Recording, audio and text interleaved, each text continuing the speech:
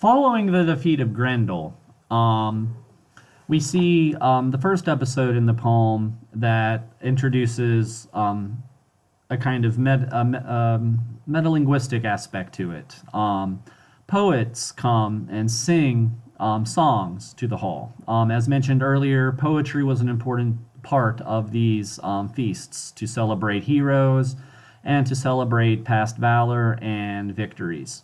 Interestingly, in the structure of Beowulf, it's very common to see established these juxtapositions or contrasts, which establish foreshadowing or an irony, in which a good deed is put beside a bad deed and compared to create a dramatic effect. So, for example, with Unferth's speech, it is meant to heighten the tension with Beowulf, to show that Beowulf is an unchallenged warrior or an unsuccessful warrior, and this only enhances his reputation when he manages to defeat the monster Grendel.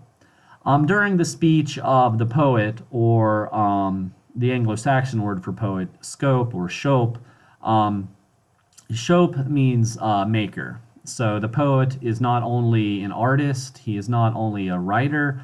The poet, and the same thing, poet in Greek comes from the word for to make or create. They are creators and they celebrate the deeds of others. So this is an interesting aspect of Beowulf, and the two themes that he sings about serve as a kind of foreshadowing to future events in the poem. And they're very important in this kind of juxtaposition structure and ring structure we see established in Beowulf right from the beginning, when the beginning of the poem mentions the great king Shield chafing and Shield's funeral aboard a ship launched out to sea where he is burned with treasures that he has won. We will see the same theme, the same event happen to Beowulf after the battle with the dragon. And it's important to pay attention to these throughout the poem. These juxtapositions between past historical events and things that will recur in the Beowulf poem. This again reinforces this sense of fatalism and this sense of doom that creates a tension and a grim foreboding aspect to the poem. The first story that the poet chooses to sing about is a very famous story. Richard Wagner wrote an opera that takes about 3 days to watch about this famous Germanic warrior named Sigmund and Sigmund's slaying of the dragon. This is clearly foreshadowing to Beowulf's future battle with the dragon. So we see, again, it's not, we see structure to the poem, where many other earlier scholars did not see this. The next song that the Shope sings about is concerning the bad queen Hermod and the destruction of her country.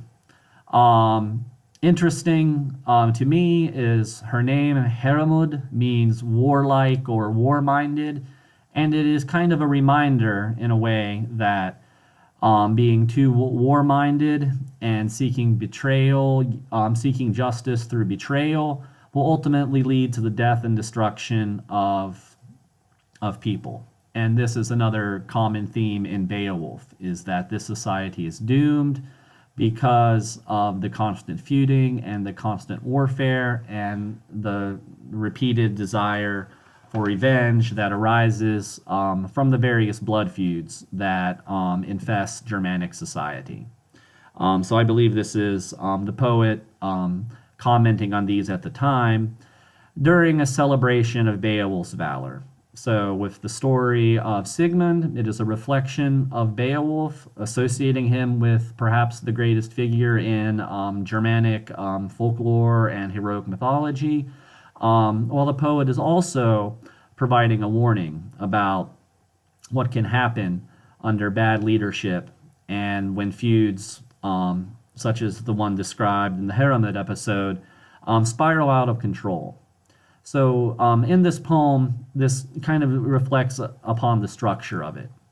These juxtapositions are important to enhance the themes and to enhance the events that happen in the poem.